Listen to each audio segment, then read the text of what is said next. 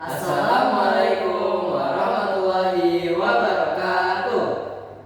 Kami dari Insan Cendekia Lampung Timur yang beranggotakan saya Walden Faras Kodama. Di kanan saya Abdullah Jenderal Lukito. Di kiri saya Muhammad dari Fatih. Kami akan melakukan suatu percobaan dengan subtopik reaksi kimia dengan judul identifikasi pembentukan gas karbon dioksida atau CO2 dan gas oksigen atau O2. Tahukah kalian, hanya dengan api saja kita bisa mengidentifikasi suatu gas. Apakah gas tersebut gas oksigen atau gas karbon dioksida? Dan pada percobaan ini kami akan membuktikan hal tersebut. Baiklah, mari kita mulai. Langkah pertama adalah menyiapkan alat dan bahan. Alat yang diperlukan adalah 2 buah labu Erlenmeyer 50 ml beserta tutupnya. Kemudian ada bunsen serta pemantik apinya. Lalu ada penjepit. Kemudian ada batang pengaduk, stik es krim, 2 buah corong, 2 buah gelas ukur, 1 buah gelas kimia, dan yang terakhir 1 buah sendok makan. Selanjutnya, bahan yang kalian butuhkan pada percobaan ini adalah PK yang mengandung kalium permanganat, kemudian ada hidrogen peroksida. Jika tidak ada, bisa menggunakan alternatif vanis sebagai gantinya. Dan di sini hidrogen peroksida sudah kami takar di gelas ukur sebanyak 10 ml. Kemudian ada soda kue atau natrium bikarbonat yang telah kami masukkan ke dalam gelas kimia. Dan ada asam asetat atau asam cuka yang telah kami takar dalam gelas ukur sebanyak 10 ml. Baik, jika sudah menyiapkan alat dan bahan, langkah selanjutnya adalah pertama-tama saya akan menyiapkan 1 buah Erlenmeyer. Erlenmeyer ini akan kami masukkan asam cuka atau asam asetat yang sebelumnya telah kami ukur sebanyak 10 ml. Kita masukkan secara perlahan menggunakan corong.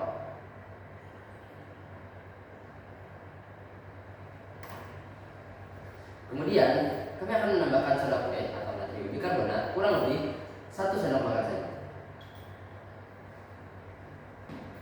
Secara perlahan. Dan jangan lupa ditutup. Gelembung gas yang dihasilkan menandakan bahwa reaksi sedang berlangsung.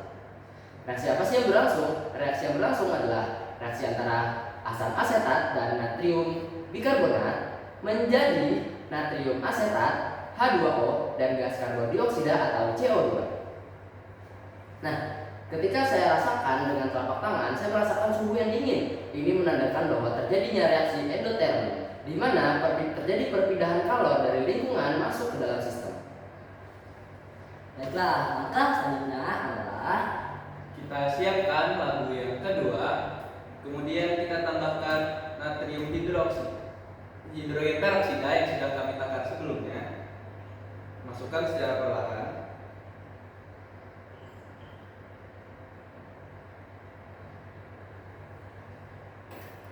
Kemudian kita tambahkan PK sebagai katalis. Apa itu katalis? Katalis adalah suatu zat yang dapat mempercepat reaksi. Kita tambahkan sedikit saja. Dan ingat, jangan lupa ditutup. Jika terdapat gas dan terjadi perubahan warna, itu menandakan reaksi sedang berlangsung. Di sini reaksi yang berlangsung adalah dekomposisi hidrogen peroksida menjadi air dan gas oksigen. Ketika kita letakkan di telapak tangan, akan terasa panas. Itu dikarenakan reaksi ini adalah reaksi yang bersifat eksoter, di mana kalor berpindah dari sistem menuju lingkungan. Baiklah, langkah selanjutnya adalah kami akan menggunakan pemantik api untuk menghidupkan api di bunsen ini. Bunsen ini sudah kami isi dengan spiritus supaya bunsen tersebut dapat berguna dengan baik.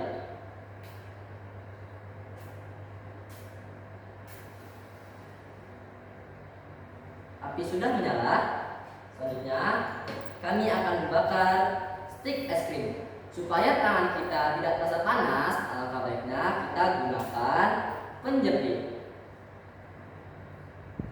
Mari kita bakar. Jika tidak ada stik es krim, kita bisa gunakan alat lainnya yang tetap berbahan dasar kayu.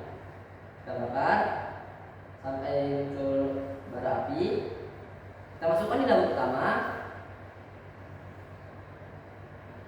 Api akan mati. Labu kedua,